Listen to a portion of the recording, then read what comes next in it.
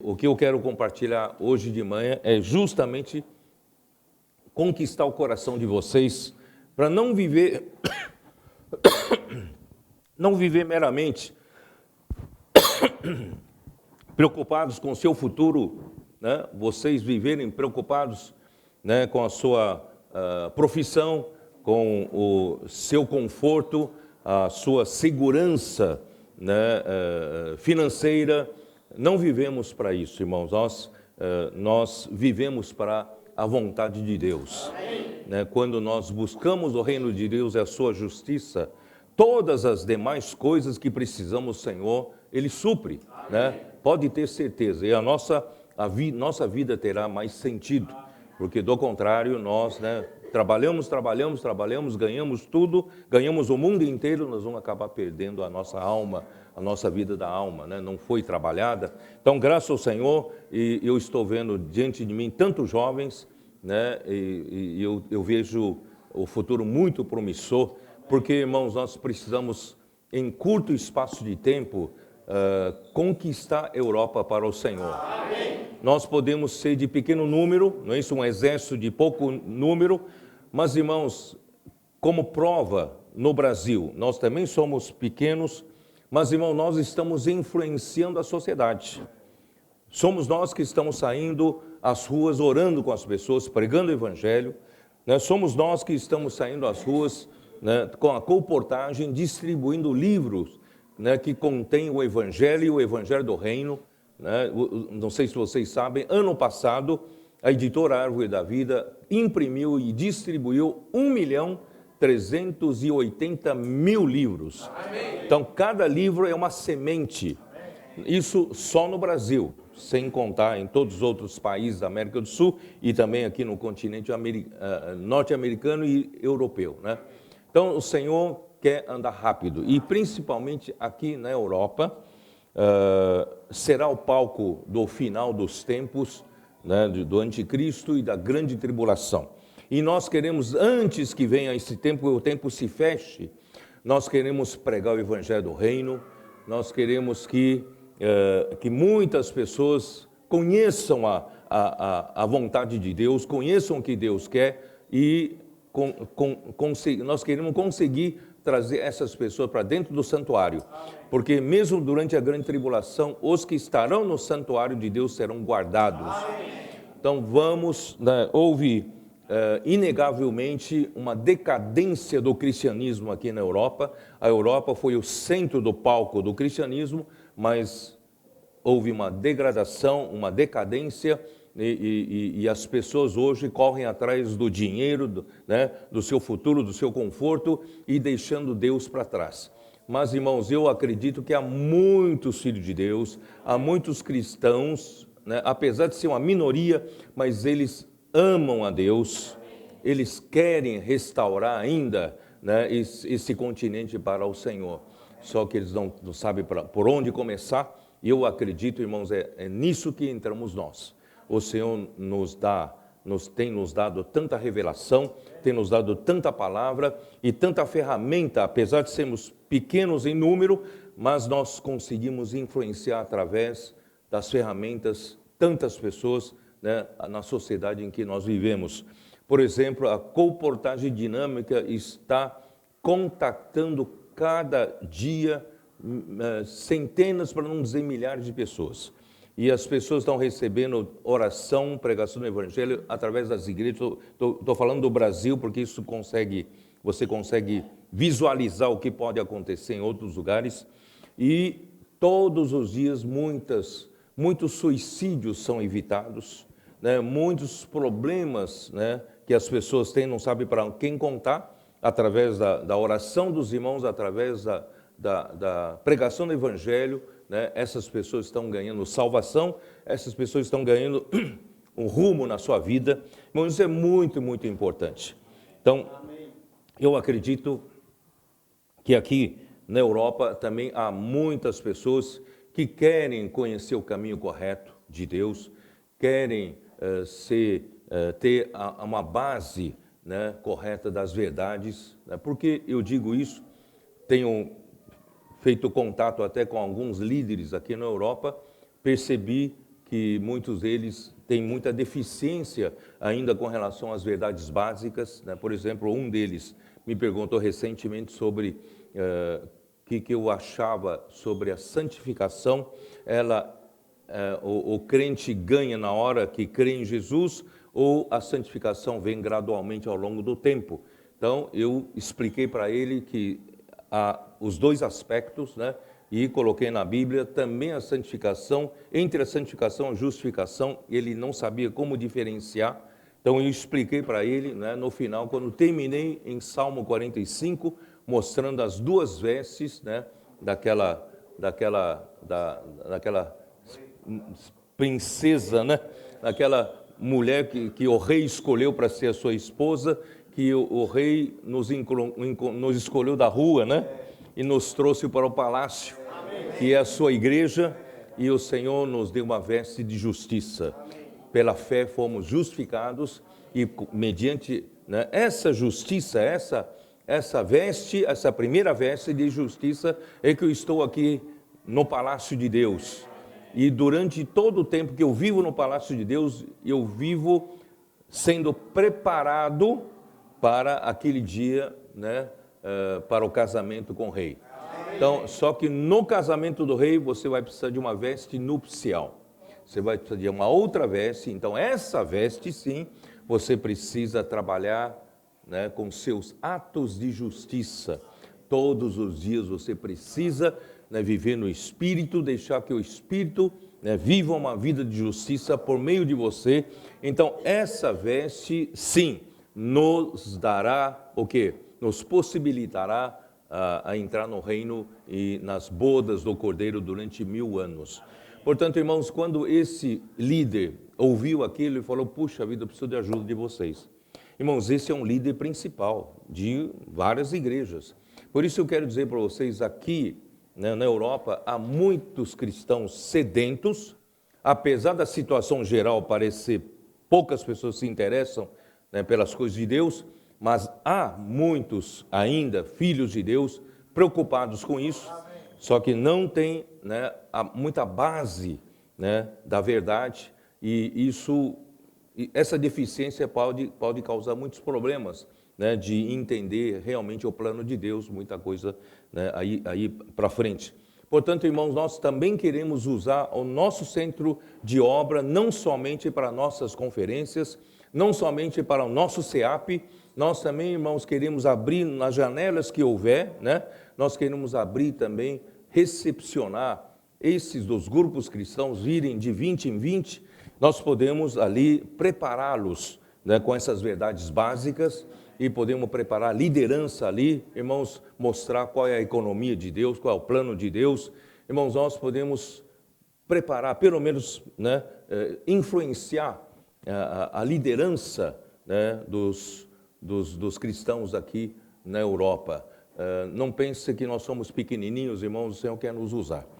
Né? Em Lucas o Senhor falou, né, não temas, ó pequenino rebanho, porque agradou ao Pai, né, vos dá o seu reino. Então, nós somos pequenino rebanho, mas o Senhor entregou o reino para nós zelarmos, né, administrarmos por isso. Portanto, não se subestime, né? Levanta o teu autoestima. Nós que estamos aqui, não é isso? Né, Mário? Você está ali isolado ali e tal, mas o Senhor está preparando você, viu? Para grandes coisas. Na Alemanha, o Alexandre, né? Na Alemanha, você está preparando você que para realmente ajudar muitas pessoas, preparar um ambiente todo, irmãos, antes da vinda de Anticristo, né? Então o Senhor possa nos abençoar. Bom, então eu queria, antes de mais nada, dizer então, nós somos um povo que Deus procura, né, que faça a vontade de Deus. Então, que é a vontade de Deus? Eu quero dizer, nós queremos fazer a vontade de Deus, mas que é a vontade de Deus? Vamos começar por Efésios capítulo 1, vamos lá. Efésios capítulo 1, versículos 9 e 10.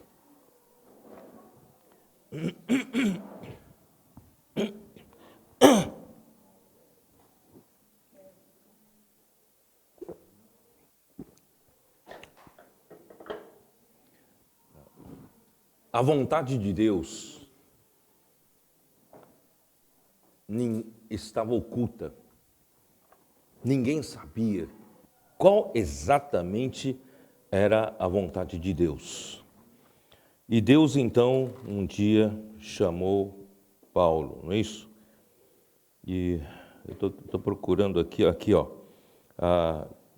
Antes de nós começarmos aqui em Efésios 1, só para vocês se contextualizarem, Atos capítulo 22, quando Paulo foi chamado pelo Senhor naquela visão no caminho para Damasco, ele disse no versículo 12 de Atos 22, um homem chamado Ananias, piedoso conforme a lei, tendo bom testemunho de todos os judeus que ali moravam, veio procurar-me e, pondo-se junto a mim, disse: Saulo, irmão, recebe novamente a vista. Nessa mesma hora, recobrei a vista e olhei para ele.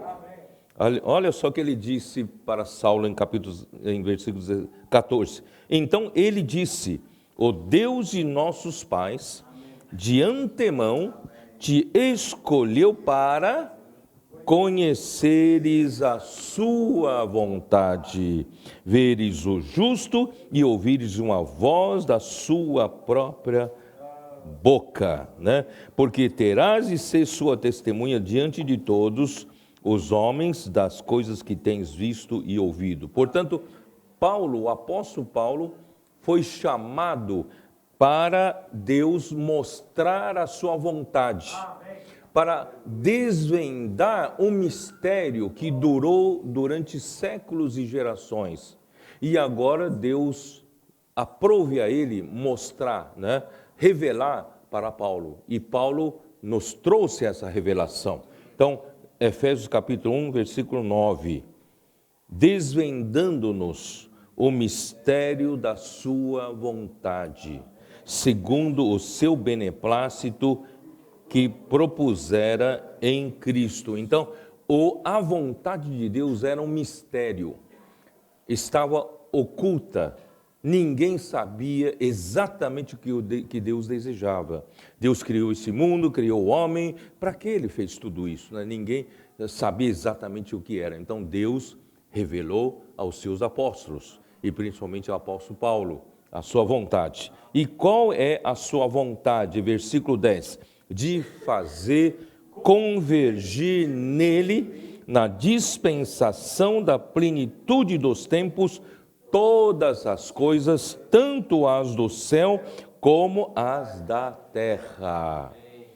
A vontade de Deus é fazer convergir em Cristo todas as coisas, tanto as do céu como as da terra.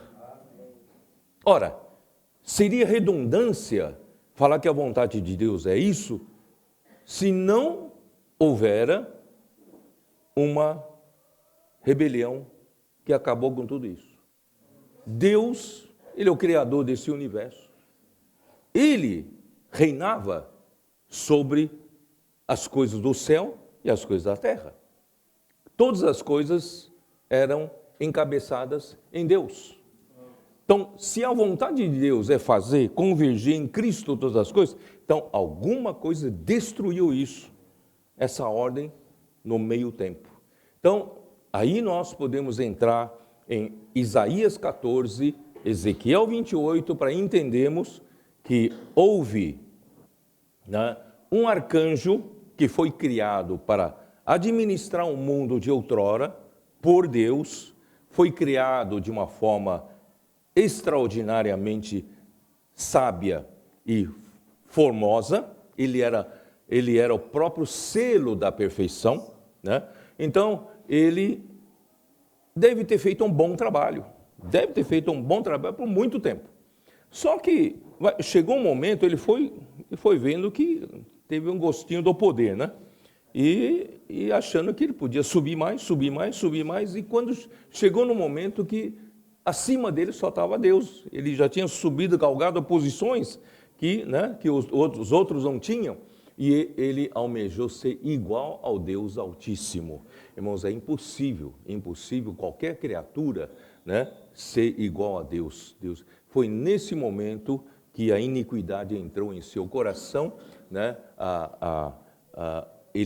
com isso, porque ele já havia então feito um trabalho, uma terça parte dos anjos, né, já estava seguindo, né, nesse mesmo pensamento, e ele acabou estabelecendo o que a Bíblia chama de autoridade das trevas, ou império das trevas.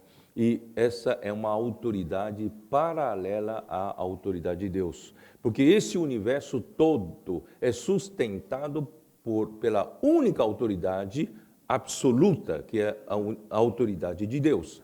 E a autoridade de Deus é que mantém esse universo em ordem, esse universo, né, funcionando do jeito que funcionava. Irmãos, Deus, é a autoridade de Deus que mantém isso. Né? Hebreus fala que o universo é sustentado pela palavra do seu poder. Né? Então, assim, tudo estava funcionando até que entrou a rebelião e a desordem entrou por meio de quebrar a autoridade de Deus. A desordem entra, o caos entra, a confusão entra, a corrupção entrou nesse universo. E quando Deus criou o homem pensando em o homem reaver essa autoridade para Deus. Porque Deus, ele como criador, ele não quer, como criador, né, destruir a criatura que se rebelou, não é isso? Porque para ele é fácil, é só esmagar com o dedo, não é isso? Estaria feito. Mas Deus é grande, ele é o criador, ele não quer mexer com isso. Então ele criou a nós criatura, o homem é criatura, para poder derrotar a Satanás e reaver o reino de Deus, né, de volta para Deus. Mas o homem, pouco tempo depois foi criado, também foi enganado, né, a Eva foi enganada pela serpente e comeu da árvore do conhecimento do bem e do mal, que Deus dissera para não comer. Essa transgressão contra a palavra de Deus fez com que o homem, né, caísse, e o pecado entrou no mundo por isso, e a morte também entrou no mundo, e a morte passou para todos os homens. E Romanos fala, todos pecaram e carecem da glória de Deus. E o homem entrou numa enrascada tal que não tinha mais saída, porque para o homem se redimir dos seus pecados, teria que derramar seu sangue. E imagina, cada um de nós derramaram o nosso sangue, meu sangue e o seu sangue, nós estaremos mortos. Estando mortos, estaremos mortos para Deus. Então, não tínhamos saída, não tínhamos como nos salvar dessa situação, né, do pecado, da morte e da corrupção. Tá? Bom, graças a Deus, que Deus sendo rico em misericórdia, que o irmão pediu para a gente ler, não é isso? Rico em misericórdia, com o grande amor com que nos amou, ele enviou seu próprio Filho, se tornando um homem. O verbo se fez carne.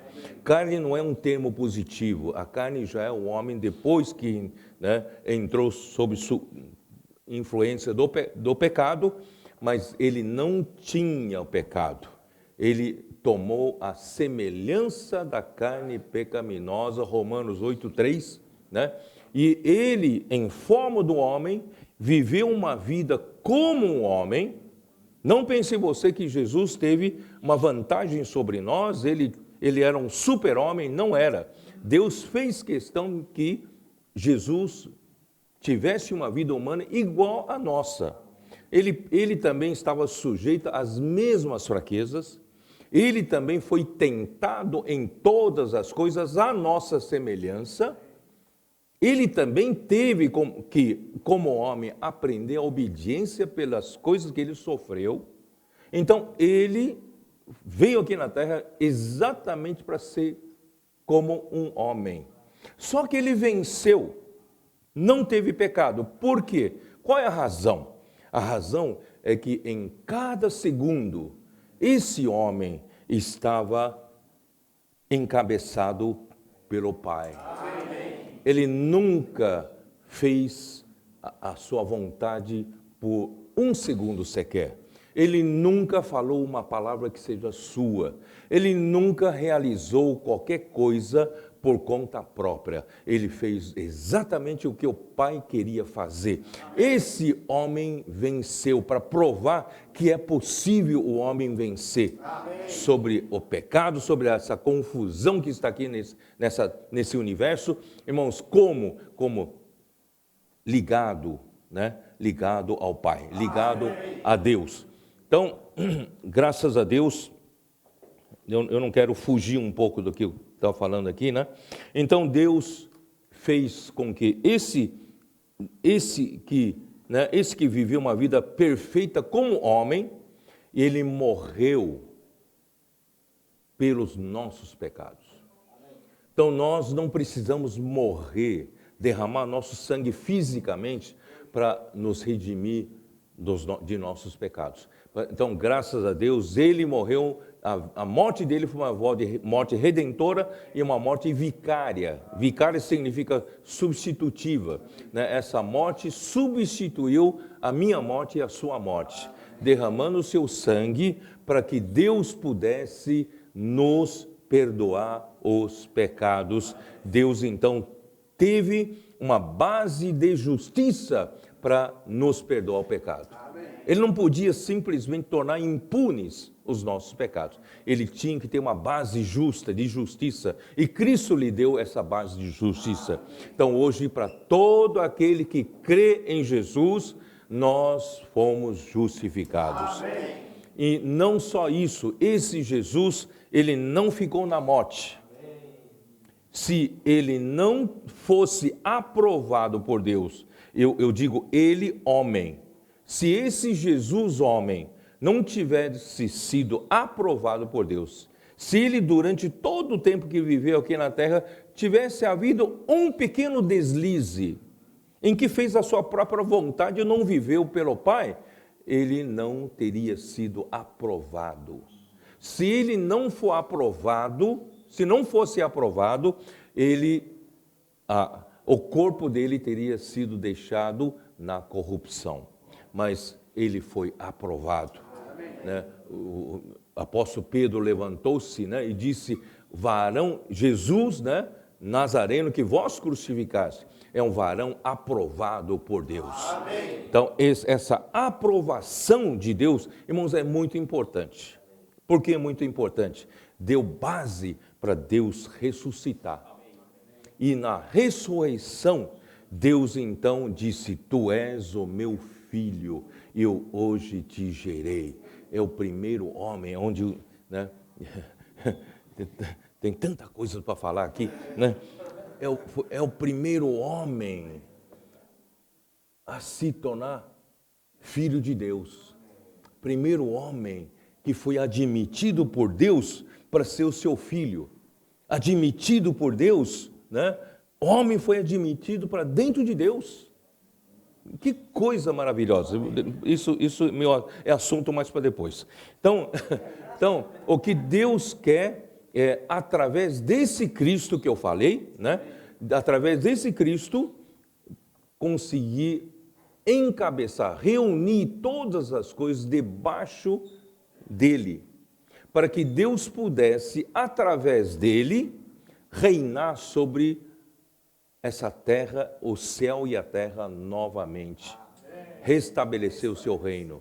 Irmãos, essa é a vontade de Deus. E nós estamos aqui para fazer a vontade de Deus.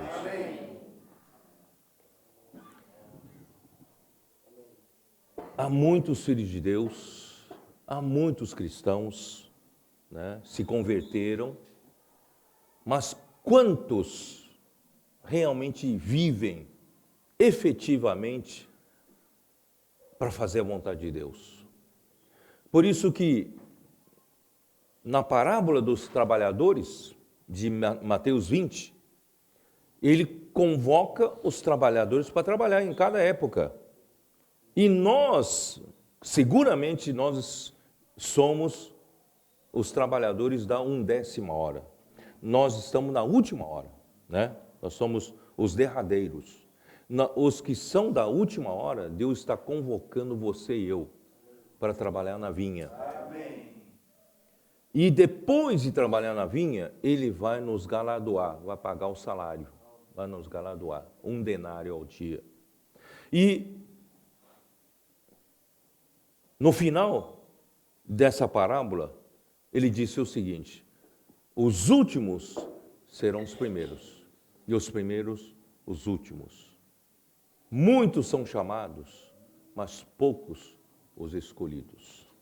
Isto é, Deus chamou muitos filhos de Deus, muitos cristãos se converteram, receberam a vida de Deus, foram justificados pela fé. Mas dentre esses muitos, quantos realmente se dedicam em fazer a vontade de Deus? Esse é o problema. Então eu estou chamando vocês para serem esses poucos. São muitos, mas Deus pode contar com poucos. Né? João capítulo 6. Que horas são já? 11h30.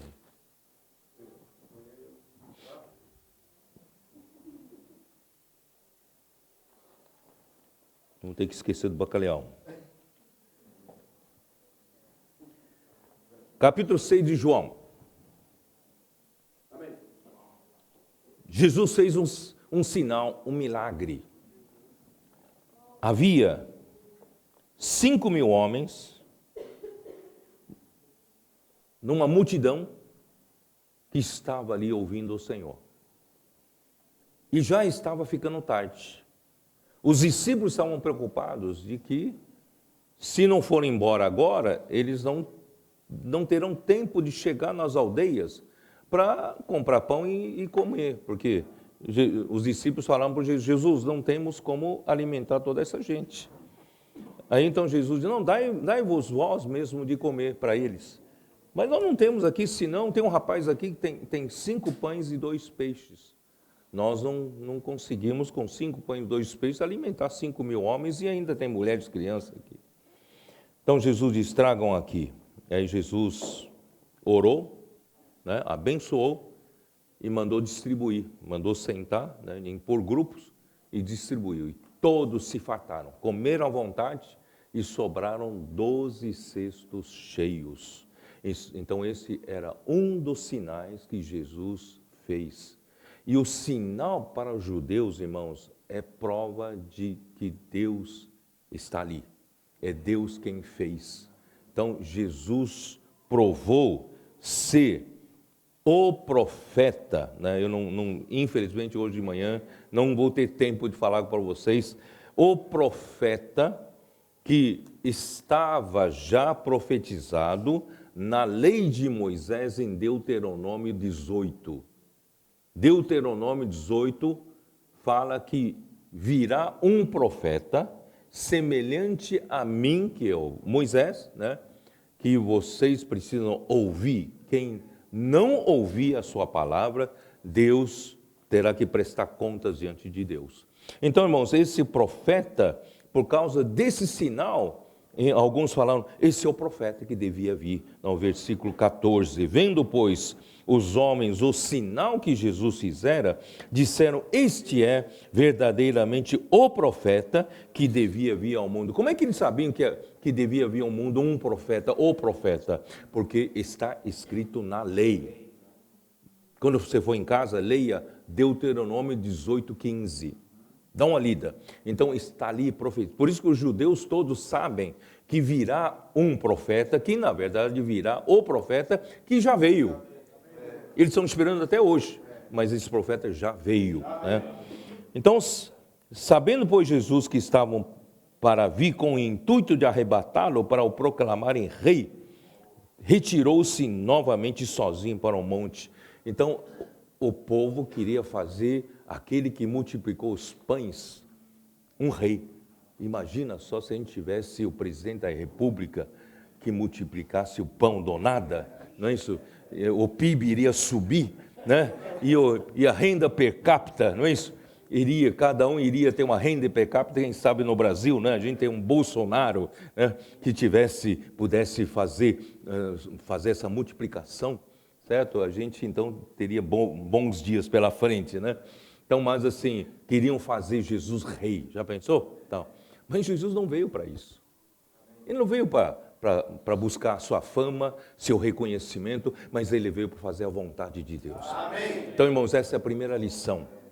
Você não está aqui na obra do Senhor, não está aqui na igreja para buscar a sua fama, para buscar o seu reconhecimento, buscar elogio, buscar louvor, não é isso? Buscar posição, buscar o poder. Irmão, nós não estamos aqui para isso.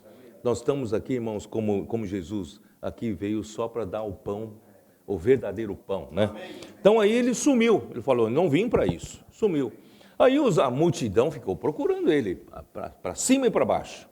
E quando soube que ele estava do outro lado do mar, versículo 25, e tendo encontrado do outro lado do mar, lhe perguntaram, mestre, quando chegaste aqui? Nós procuramos você por tudo quanto é lado. Respondeu-lhe Jesus, em verdade vos digo, vós me procurais, não porque vistes sinais, mas porque comestes dos pães e vos fartastes. Trabalhai não pela comida que perece, mas pela que subsiste, para a vida eterna, a qual o Filho do Homem vos dará, porque Deus, o Pai, o confirmou com este selo. Então, a multidão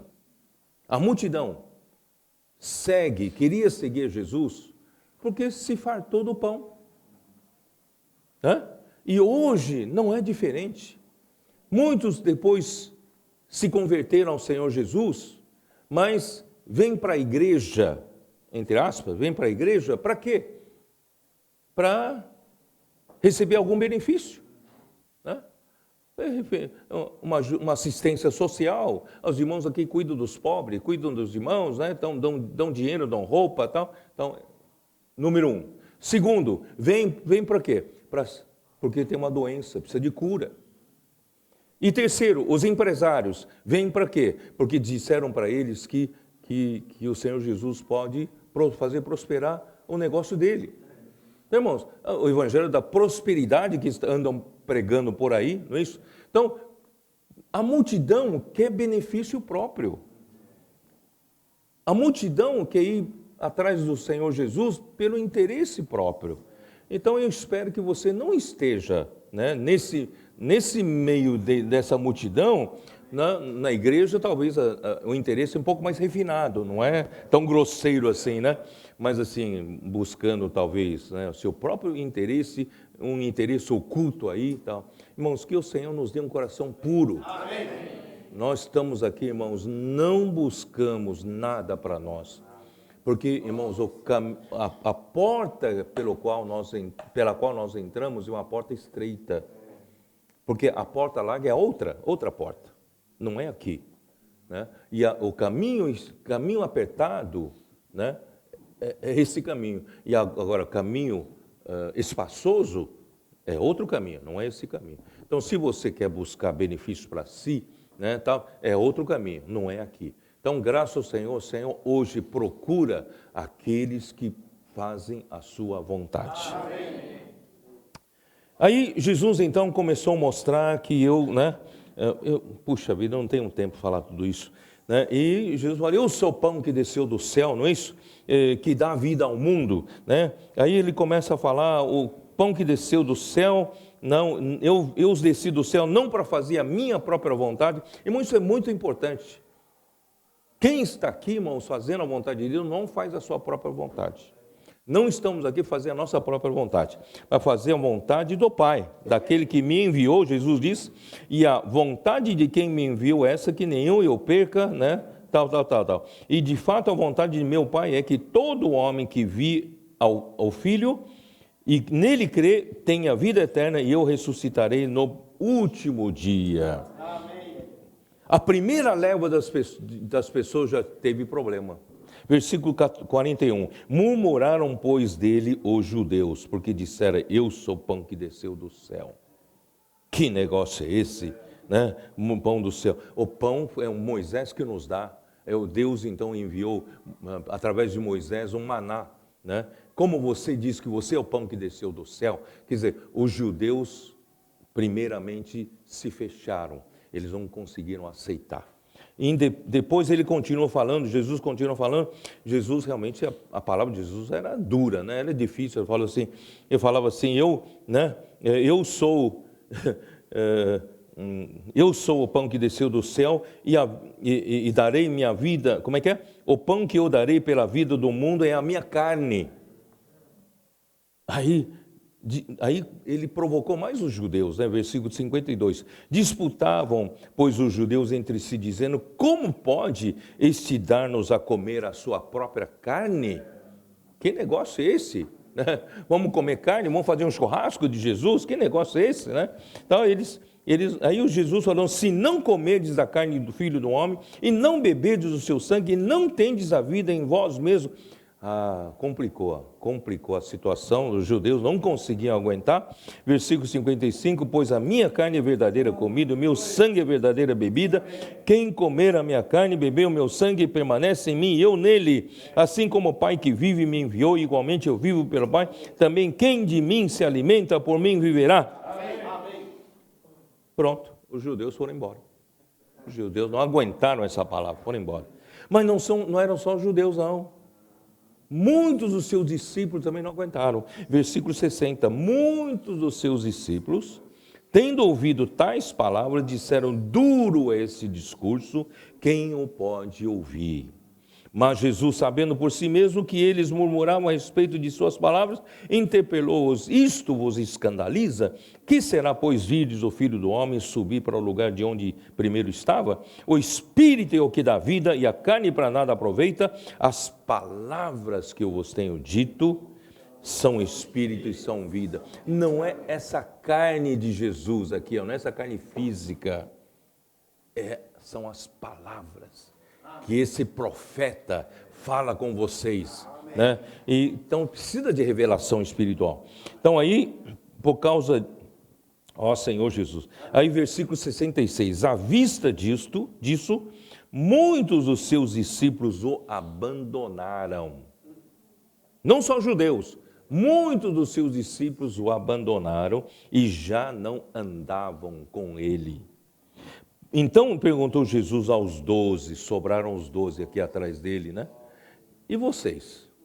Vocês também vão embora? Querem ir embora também? Porque não aguentam esse duro discurso, né?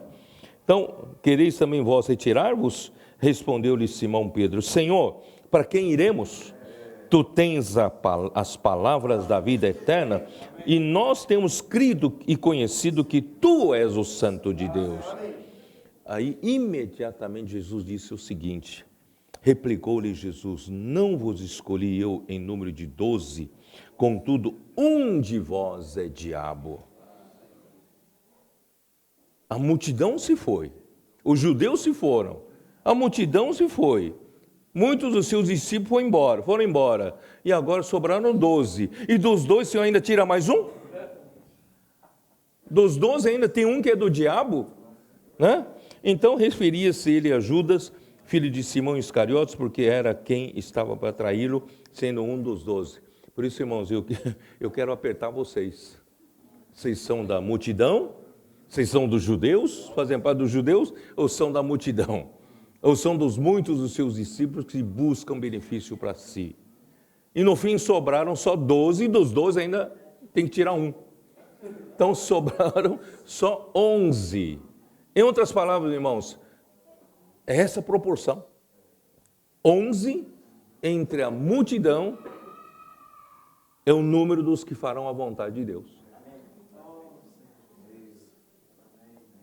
E Deus quer ganhar vocês. Amém. Quem Deus pode contar? Se você virou as costas para Ele por uma necessidade sua, virou as costas dele porque você precisa, né, garantir seu futuro. Então, quem vai fazer a vontade de Deus? E quando a vontade de Deus for feita, o Senhor voltar, já é tarde, o Senhor não precisa mais de você. Então, tem que aproveitar hoje, não é isso? Então, é nesse... Senhor, eu precisava falar um pouco do Mateus 7. Vamos lá para o Mateus 7. Vamos lá, né? Vou fazer uma conferência aqui, tá? Amanhã a gente continua, tá?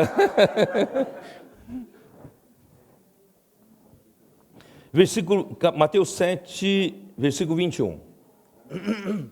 Nem todo o que me diz Senhor, Senhor entrará no reino dos céus, mas aquele que faz a vontade de meu Pai que está nos céus. Você que invoca o Senhor, você que fala Senhor, Senhor, mas só nas horas da dificuldade, só na hora que você está apertado, depois esquece do Senhor, vira as costas para o Senhor, faz as suas próprias coisas.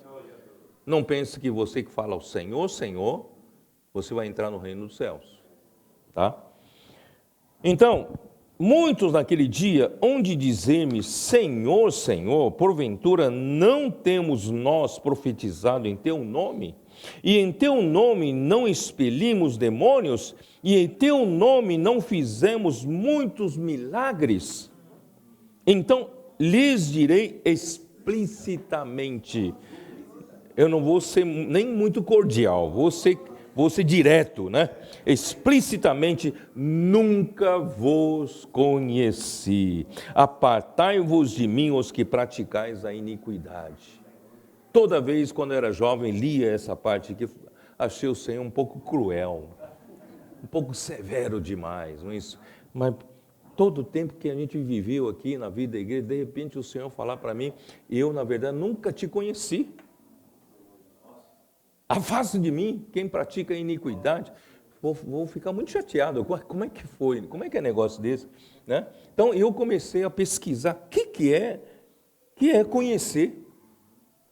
Então, conhecer não é um conhecimento superficial. Eu conheci o Josman, conheci. Não, conhecer aqui tem alguma coisa diferente. Aí eu fui pesquisar. A palavra conhecer em grego aqui é gnoskos. E o gnoskos tem uma expressão idiomática entre os judeus de que o conhecer também pode ser usado como um marido conhecer a sua esposa. Vocês se lembram que Jesus quase deixou a Maria quando esta se achou grávida? Vocês se lembram ou não?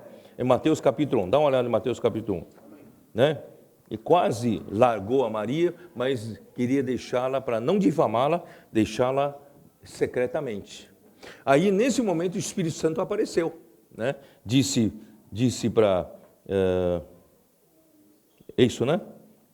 Vou ler desde o versículo 18. Ora, o nascimento de Jesus Cristo foi assim, estando Maria, sua mãe, desposada com José, sem que tivesse antes coabitado, lembra, né? Coabitado, tá? Achou-se grávida pelo Espírito Santo, mas José, seu esposo, sendo justo e não a querendo infamar, resolveu deixá-la secretamente. Enquanto ponderava nestas coisas, eis que lhe apareceu em sonho um anjo do Senhor, dizendo: José, filho de Davi, não temas receber Maria, tua mulher, porque o que nela foi gerado é do Espírito Santo. Não tenha medo de receber Maria. Ela dará à luz um filho que porás o nome de Jesus, porque ele salvará o seu povo dos pecados dele. Ora, tudo isso aconteceu para que se cumprisse o que fora dito pelo Senhor por intermédio do profeta: eis que a virgem conceberá e dará à luz um filho, e ele será chamado pelo nome de Emanuel. Eu não vou conseguir falar isso. Eu na verdade, vim para falar sobre isso. Eu não consigo, porque é tanta coisa. Jesus tinha o nome de Emanuel, Deus conosco. Deus quer estar com o homem, quer receber o homem para si e quer fazer morada no homem. Deus conosco, tá? Versículo seguinte, 24. Despertado José do sono, fez como lhe ordenara o anjo do Senhor e recebeu sua mulher. Contudo, não a conheceu. O que é conhecer aqui? É gnoskos. Mas não a conheceu significa não coabitou com ela. Então, o conhecer, nesse sentido, bom, não é conhecer, oi, Josman, isso aqui é Josman, tudo bem? Tudo bem com você, né? Não é se conhecer. Conhecer, irmãos, é conhecer mais profundo, de um relacionamento íntimo. Aí eu me lembrei de 1 Coríntios 6. 1 Coríntios 6, dá uma olhada. 1 Coríntios 6.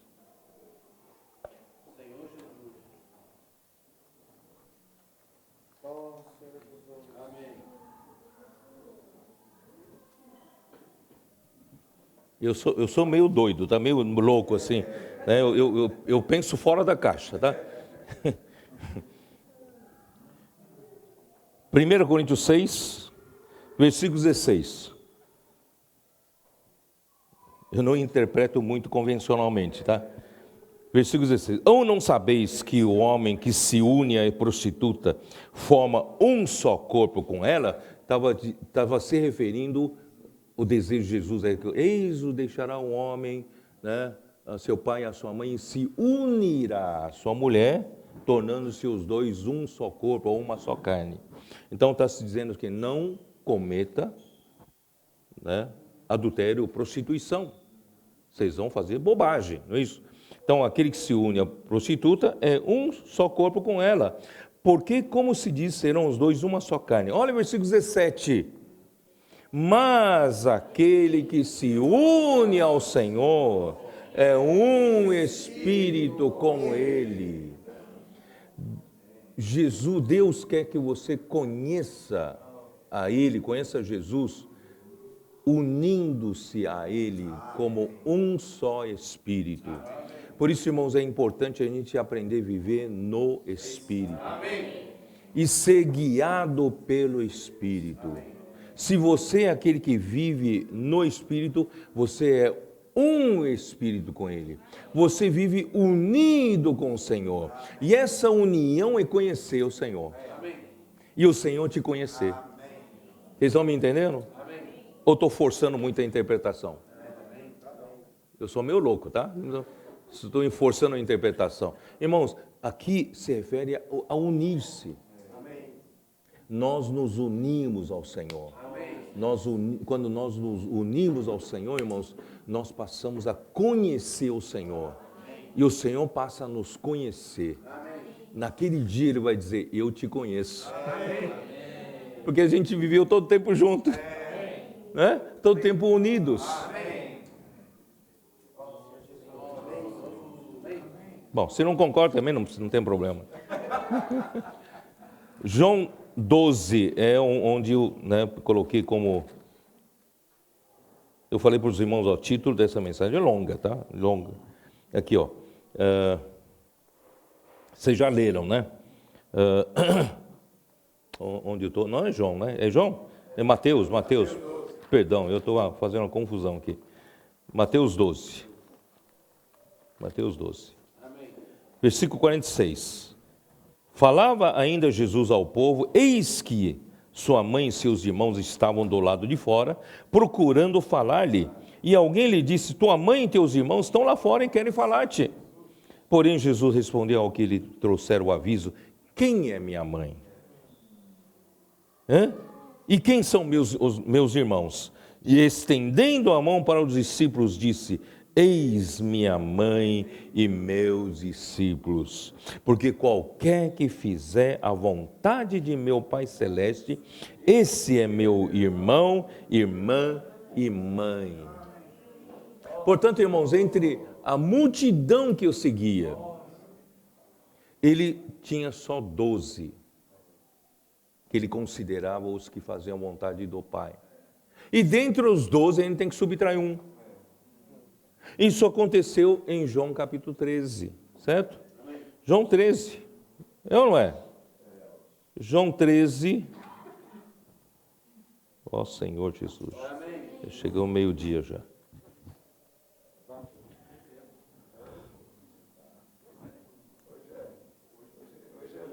Jesus, logo no começo do capítulo 13 de João,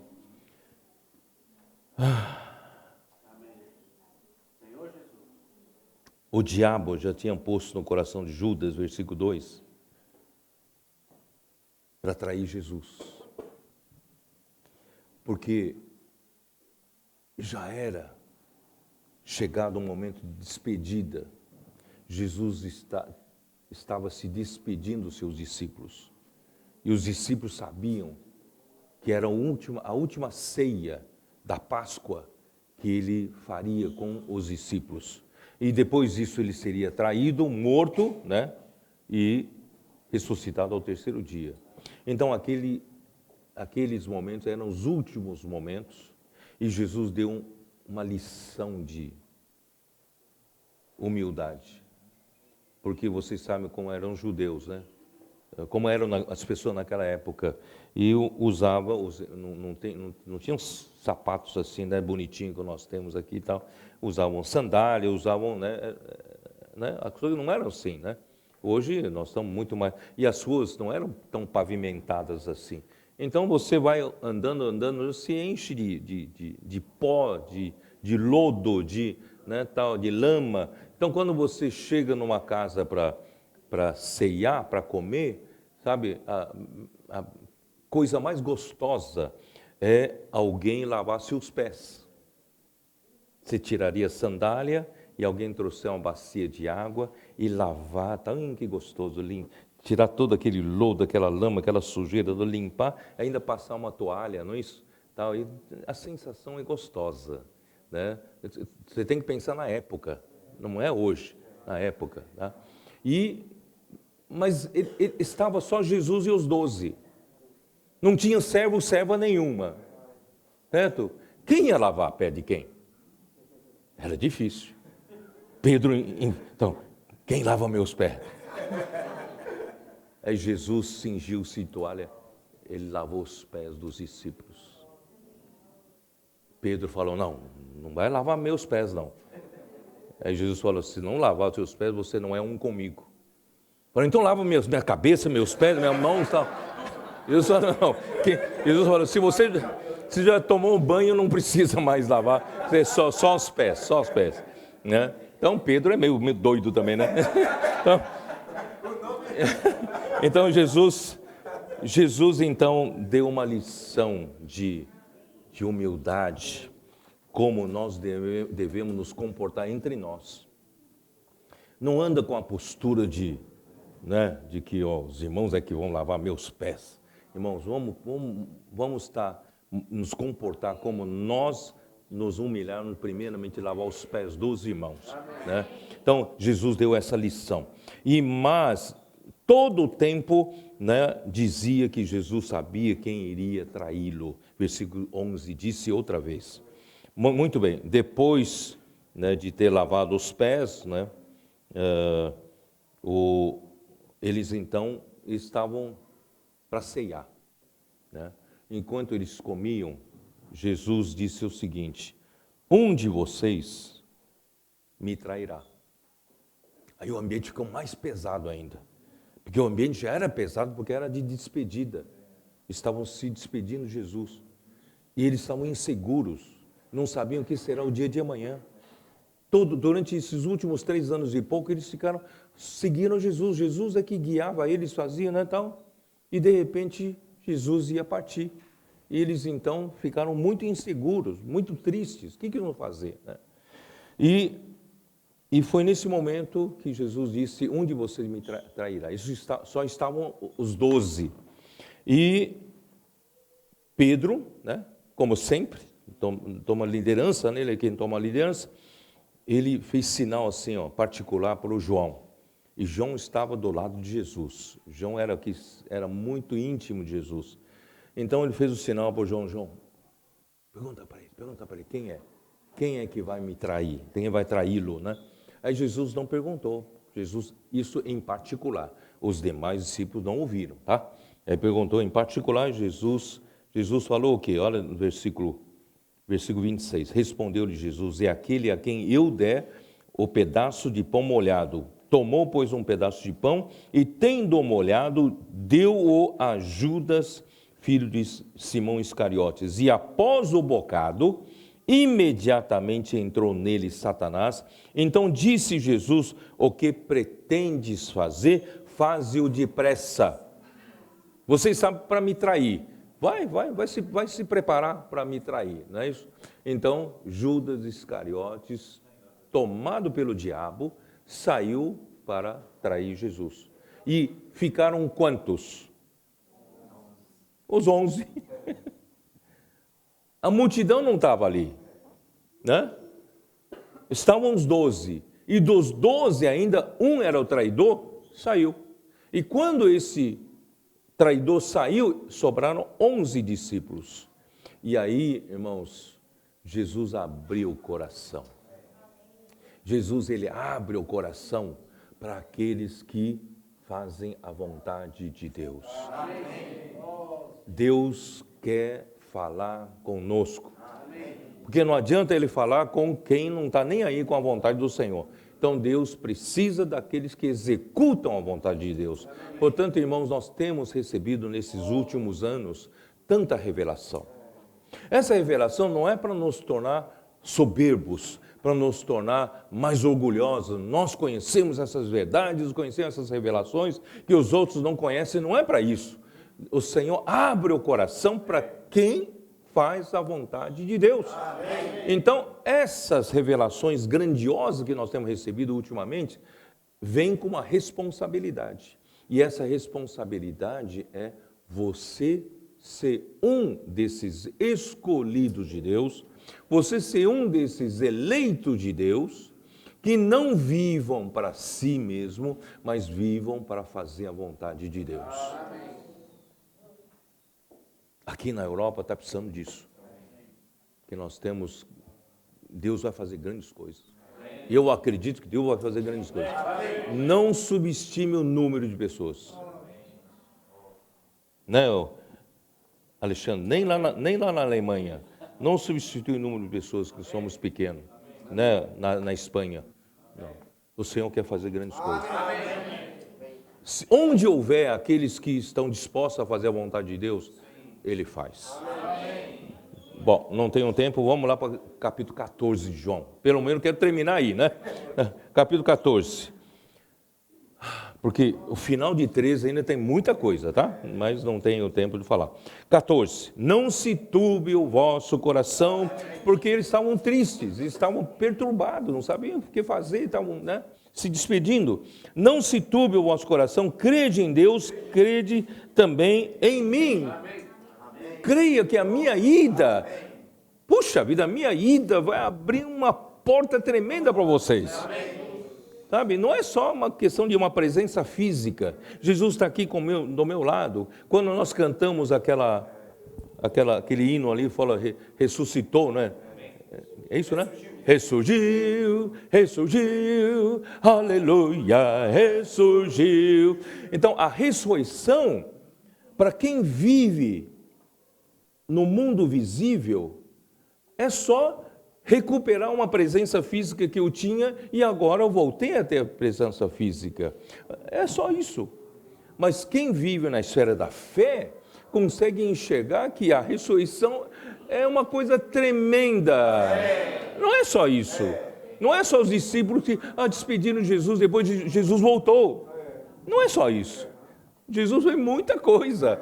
Então vou te explicar o que Jesus fez, né? Então, na casa de meu pai há muitas moradas. Se assim não fora, eu vou-lhe teria dito, pois vou preparar-vos lugar. Aí, na casa de meu pai há muitas moradas. Esse termo foi traduzido em inglês para mansions. Então, na casa de meu pai há muitas mansões.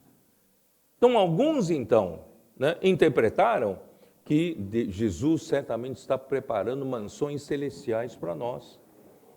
Ele está demorando para voltar porque está caprichando lá, né? Está fazendo casas, né? Ruas de ouro, né? Tal. Então, irmãos, não é isso não. Eu vou para preparar-vos lugar. Olha como Jesus vai preparar lugar para nós. Versículo 3. E quando eu for e preparar-vos lugar, voltarei e vos receberei para mim mesmo. Eu vou, como é que eu vou? O que eu vou? Eu vou o quê? Pegar trem? Pegar o avião? Eu vou como? Como é que Jesus ia? Morrer. É morte. Então, e eu vou, não é isso? É através da morte. Mas eu voltarei. Então, Jesus tinha certeza de que Deus Pai o teria aprovado como homem. Porque se Deus Pai não aprovasse, né, a vida de Jesus como homem, teria deixado o seu corpo na corrupção. Mas ele sabia que Jesus sabia que Deus iria ressuscitá-lo. E quando ele fosse ressuscitado, é porque ele foi aprovado por Deus. É ou não é? Então, vamos lá, vamos continuar. Voltarei em forma da ressurreição, voltarei e vos receberei para mim mesmo. Eu quero receber vocês para mim mesmo, para que onde eu estou, estejais vós também. Quando Jesus estava ali com os discípulos, ele estava com os discípulos. Ele não conseguia levar os discípulos para dentro dele, não conseguia receber os discípulos para ele. Por quê? Porque ele estava no Pai. Ele não tinha como receber os discípulos nele para estarem também no Pai. Senão por meio da morte e ressurreição. Eu vou explicar como, tá? Quando Jesus morrer, Deus o ressuscitou. Atos 13, 33, disse que Deus no momento da ressurreição, ali disse, tu és o meu filho e eu hoje te gerei. Então, esse filho aqui é o filho primogênito. Porque o filho unigênito, Jesus já era, como filho, não é isso? Deus. Mas como filho homem, foi na ressurreição que Deus o recebeu para dentro dele. O homem Jesus foi recebido por Deus. E esse receber o homem por Deus chama-se glorificação. Amém. A glorificação não é o homem entrar numa luz, numa glória. Não, a glória é o próprio Deus. Não acreditam? Tá bom. João 17, versículo 5. Versículo 5. E agora, glorifica-me, ó Pai, contigo mesmo. Quer dizer, quem é a glória? É o próprio Deus. Glorifica-me, ó Pai, contigo mesmo. Como é que Deus vai glorificar a Jesus? É com Deus mesmo. Então, Deus mesmo é a glória. Glorifica-me, ó Pai, contigo mesmo, com a glória que eu tive junto de ti, antes que houvesse o mundo. Ora, antes que houvesse o mundo, o Filho estava com o Pai. O Filho estava na glória do Pai. Está certo? E por que Jesus está pedindo agora que Deus glorificasse a Ele do mesmo jeito como estava? Ora, se já estava, por que tem que pedir outra vez? Qual é a diferença? Qual a diferença? Hein? Porque na eternidade passada, o Filho aqui é Deus. Deus, Pai e Filho. Mas agora, Jesus estava voltando não só como Filho de Deus, na eternidade passada, ele está voltando com a humanidade de Jesus. Então, ele precisava que esse homem Jesus, a humanidade de Jesus, também fosse glorificado, como o Filho unigênito era glorificado. estava na glória do Pai. Então, o processo de Deus receber o homem Jesus para dentro de si chama-se glorificação. Daqui para frente, entenda a glorificação, é isso. Ser recebido por Deus, recebido na glória de Deus. Ele é o Pai da glória. Efésios 1. Ele é o Deus da glória que chamou Abraão. Não é? Então, Deus no fim quer nos introduzir na sua glória. Esse é o objetivo final. Por isso que Efésios 1, né, Paulo fala assim, eu ponho de joelhos, oro ao Pai da glória, né, que vos conceda o espírito de sabedoria e de revelação, que iluminados sejam os olhos do vosso coração, para vocês conhecerem o quê? Qual é a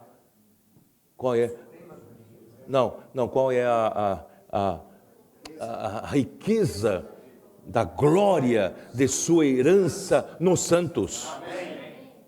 A herança que Deus nos deu, irmãos, inclui principalmente glória. Entendeu? Por isso que em Colossenses fala, Cristo em nós, a esperança da glória.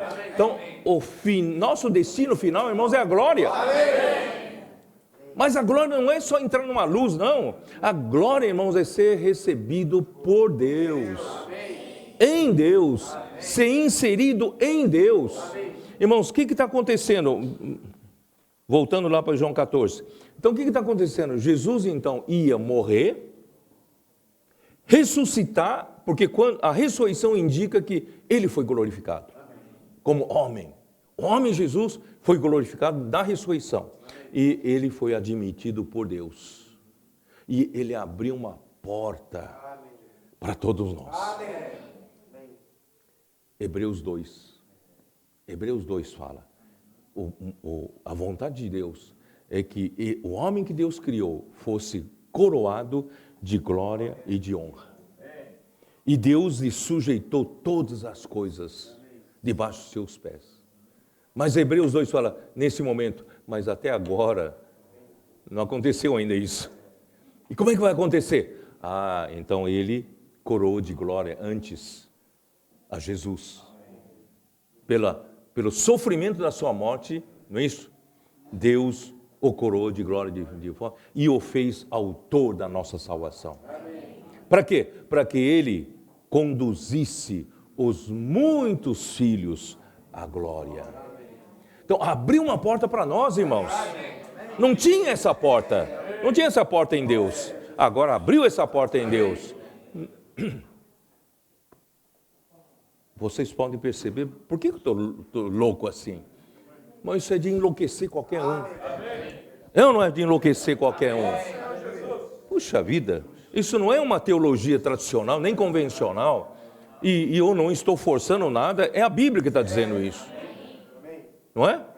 Se eu falasse de outra maneira, poderia parecer heresia. Mas não é, eu estou falando o que a Bíblia diz. Hoje há um homem na glória. Abriu a porta para nós sermos introduzidos na glória. Bom, eu vou terminar da seguinte forma. Esse é o pico da revelação. Esse sim é o pico da revelação da economia, do plano macroeconômico de Deus. O que é plano macroeconômico de Deus?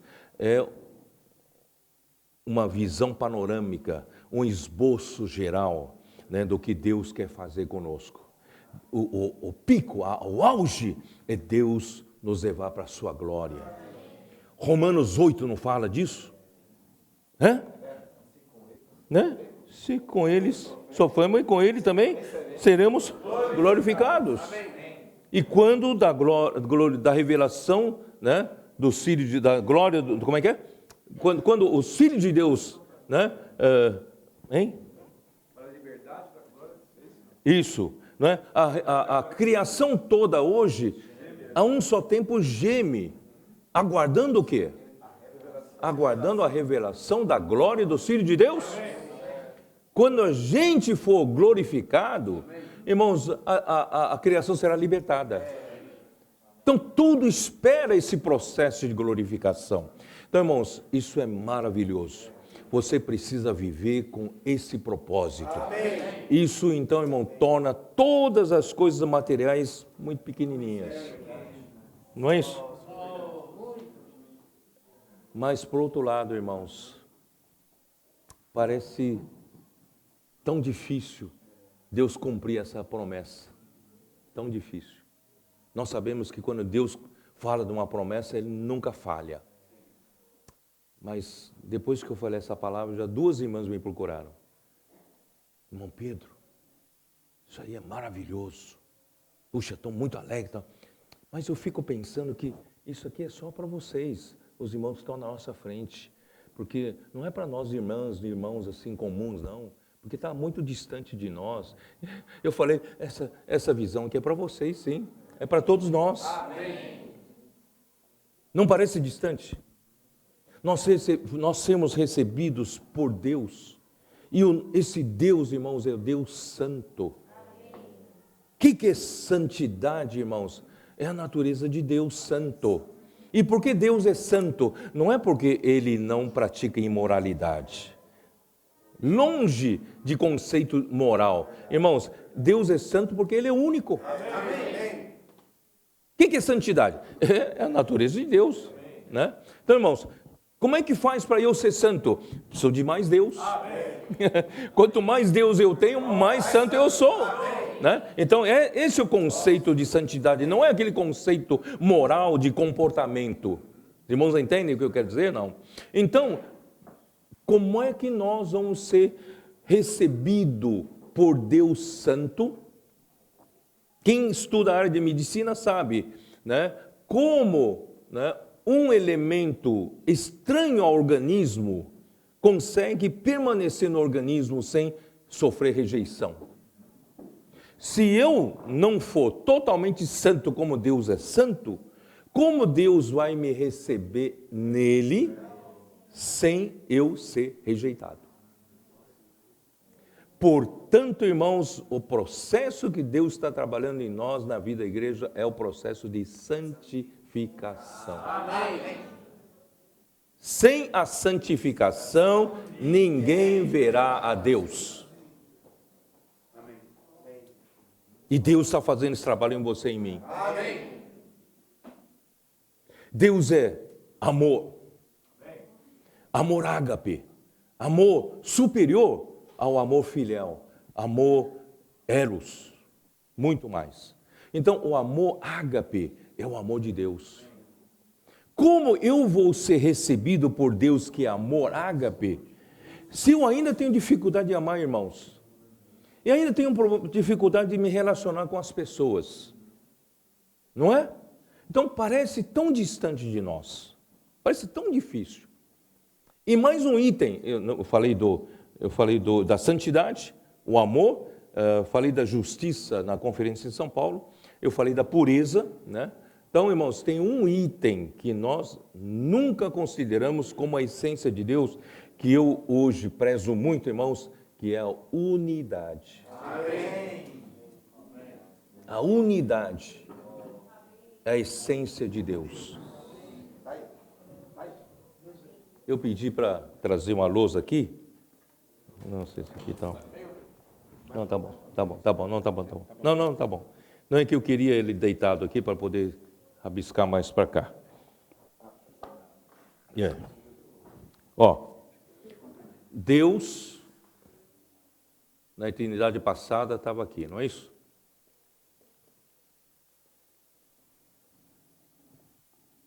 Só tinha Deus.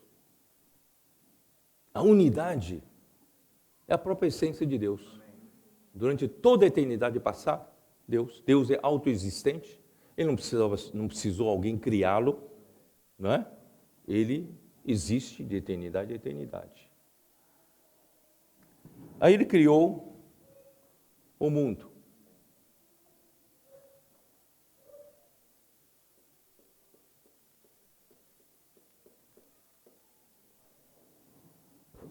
Por que eu fiz um retângulo aqui? Irmãos, eu quero mostrar que aqui esse ambiente aqui é uma dimensão. Esse aqui é outra dimensão. Não é a mesma dimensão. Vocês estão me entendendo? Aqui é dimensão, esse universo está na dimensão física, dimensão material. Só pode viver nesse mundo se você tiver matéria. Se você não tiver matéria, certo? Você não consegue viver nesse mundo que Deus criou. Então esse mundo é um mundo visível, um mundo de 3 dimensões no espaço e esse mundo de tempo. Então são 3 dimensões no espaço e tempo. É um mundo visível. Hebreus fala, o visível foi formado pelo invisível. Então aqui é invisível. Entendeu não? Esse invisível aqui, Deus que estava aqui, criou o visível. Por isso, irmãos, o invisível é muito maior. Então não viva só pelo que é visível. Não viva só pelo que é visível. E aqui, antes de mais nada, só estava Deus. Deus era único. Até entre pai e filho, eles são um, tão intrinsecamente um, que você não tem como separar pai e filho. Vocês estão me entendendo? Não? A unidade é uma essência de Deus. Deus aqui não sabe nem o que é dualidade, porque nesse universo, ele estava só nesse mundo, não tem dualidade. Ele não sabe o que é divisão. No seu dicionário não tem divisão. No seu dicionário não tem inimizade. Estava só ele. No seu dicionário não tem inveja, ciúmes, contendas. Tem nada disso. Ódio. Tem nada disso. Discussão. Porque Deus é um. Aí Deus criou esse universo. Quando Deus criou também, tudo saiu de um. Esse universo era para ser um. Já na criação, nós homens fomos criados pelo sopro de Deus. Nós viemos todos de Deus. Viemos todos de um sopro. Então, por criação, só pela criação, a humanidade deveria ter essa unidade. Quando um olhar para o outro, estão olhando uma parte do todo. Nós fazemos parte de um todo, que Deus nos criou com sopro. Tá? E quem é que trouxe a inimizade, conflitos, quebra de unidade? Quem que nos trouxe? Primeiramente, a rebelião de Satanás aqui. Em segundo lugar, a queda do homem. É ou não é? Por isso, irmão, na nossa convivência, o homem foi criado, já desobedeceu contra Deus, isso já é quebra de unidade. E logo depois, Caim matou Abel. Veio o ódio, veio a inveja, veio desobediência, veio homicídio, não é isso?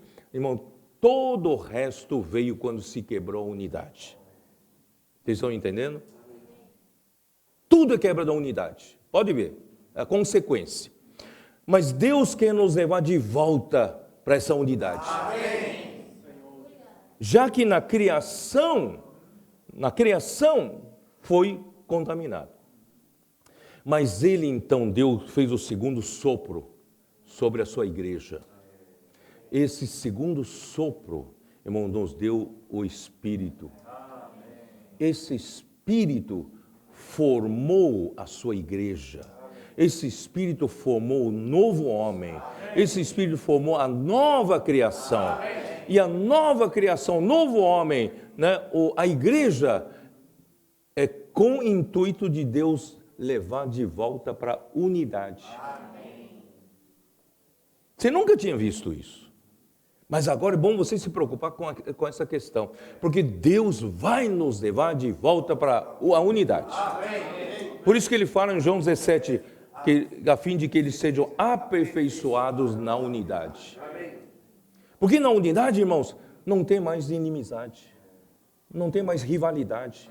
Não tem mais competição. Não tem mais inveja. Não tem mais conflitos. Não tem mais nada. Unidade é unidade. Unidade é Deus. Deus quer nos levar de volta para essa unidade. Acredite se quiser. Nós somos... se o Senhor permitir, nós vamos chegar lá. Quando Jesus perguntou para os seus discípulos, não crês que eu estou no Pai e o Pai está em mim? Quem me vê a mim, vê o Pai. Sabe, isso me deu uma luz. Nós deveríamos ser uma parte de um todo, conjunto, né? No fim das contas é Deus como cabeça. Nós deveríamos ser, como a igreja, como um corpo, somos membros, no fim das contas, Cristo é a cabeça. Ou seja, não sei se vocês entenderam, Deus precisa trabalhar em nós a tal ponto que quem me vê a mim, vê o Grimaldi. Quem vê o Grimaldi, vê o Alexandre. Quem vê o Alexandre, vê o César. Vê tal. Porque nós fazemos parte de um todo. E quem vive um de nós está vendo Cristo, está vendo o corpo, está vendo a cabeça e está vendo Deus que criou todas essas coisas. É isso que Deus quer nos levar de volta. Então, até a nossa unidade que praticamos hoje ainda não é suficiente. Por isso precisamos viver mais no Espírito. Para dia a dia nós chegarmos onde Deus quer chegar. Eu não tenho tempo de encorajar vocês mais do que isso, mas eu quero dizer o seguinte para vocês. Parece tão distante isso de nós, a santidade, o amor, a justiça, a pureza e a unidade. Parece tão distante de nós. Mas vou dar um alento para vocês. No final do ano, estava muito doente e, graças a Deus, o Senhor abriu para mim uma visão. Eu vou já antecipar, mas não tenho tempo para falar aqui. Tá? Antecipar para vocês. Deus me abriu uma visão de que o plano microeconômico que detalha a execução do plano macroeconômico de Deus, irmãos, está detalhado no livro de Hebreus. Aí eu comecei a entrar no livro de Hebreus, mas cada dia eu não conseguia ler mais que um capítulo, 2 capítulos, porque é dificílimo de entender. Eu lia, não entendia nada, eu voltava, lia, eu não entendia. Sabe, graças a Deus, o Senhor foi abrindo, e no sábado, primeiro sábado do ano de 2020, voltando para São Paulo, domingo a gente ia ter uma reunião em Cesareia de Filipe, ali no meio, na rodovia dos Bandeirantes, o Senhor me deu uma luz, uma chave para abrir o livro de Hebreus. Abrir o livro de Hebreus, ele mostra essa visão maravilhosa de capítulo 1 e 2, onde Deus deseja que o homem todo seja glorificado, coroado de glória e de honra. E o capítulo 3 ele nos põe lá no chão, na realidade. Capítulo 3 ele nos põe aquela velha primeira geração que saiu do deserto, com o coração perverso de incredulidade, com a desobediência no coração, e todos eles, a velha geração, caiu no deserto. E o capítulo 4 nos incentiva a entrar no descanso, porque ainda há um repouso, né, para os filhos de Deus, para a igreja. Esse descanso, irmãos, é essa esperança da glória. Então, aí pouco a pouco ele vai nos conduzindo lá, e mostra que no livro de Hebreus, irmãos, Deus preparou um Cristo que é muito superior do que você pensa. Os irmãos sabem do que eu estou falando, porque eu rabisquei para eles aqui, né? Esse Cristo, ele, né, você não está entendendo nada, mas tá, esse Cristo foi potencializado, porque tudo que ele fez no tempo, Deus colocou na eternidade. Não entendeu nada? Mas não tem problema. Vocês vão entender daqui para frente. Mas eu quero dizer para vocês, Deus deu a promessa, Ele vai cumprir essa promessa, Deus vai levar você a chegar lá. Mas você duvida, como é que eu vou chegar lá? Não, eu estou muito distante. Então Deus, por nossa causa, por causa da nossa fraqueza, Deus, além de prometer, Ele jurou. Está no capítulo 6, dá uma lida em Hebreus 6 hoje à tarde, você vai ver. No capítulo 6, quando Deus fez a promessa a Abraão, essa esperança da glória já estava embutida. E ele sabia que nós teríamos dificuldade de receber, de acreditar. Então ele, além da promessa, ele fez juramento. E não tinha por quem jurar, superior a ele jurar, ele jurou por si mesmo. Aí que ele fez? E ele, então, irmãos, por esse juramento, ele preparou Cristo. No capítulo 3 de Hebreus, Cristo foi o sumo sacerdote que penetrou os céus primeiramente por nós. E em capítulo 6, ele fala para nós, então, lançarmos como esperança a âncora da nossa alma, também além do véu, onde Cristo está. Esse Cristo hoje não só é o sumo sacerdote da ordem de Arão, ele é o sumo sacerdote da ordem de Melquisedeque, que é para sempre, foi colocado na eternidade. Só lembra desse termo, depois você não vai entender, mas depois você vai entender. Então, foi colocado na eternidade, e esse sumo sacerdote da ordem de Melquisedeque é o Espírito da verdade, é outro consolador de João 14, que ele vive a interceder por nós. Ele vai fazer esse trabalho. Então, ancora a âncora da sua alma, porque a nossa alma é a parte mais insegura, não é isso? A parte mais instável. Então, ancora aonde? Ancora onde Cristo já entrou, além do véu, como sumo sacerdote da ordem de Melquisedeque para sempre.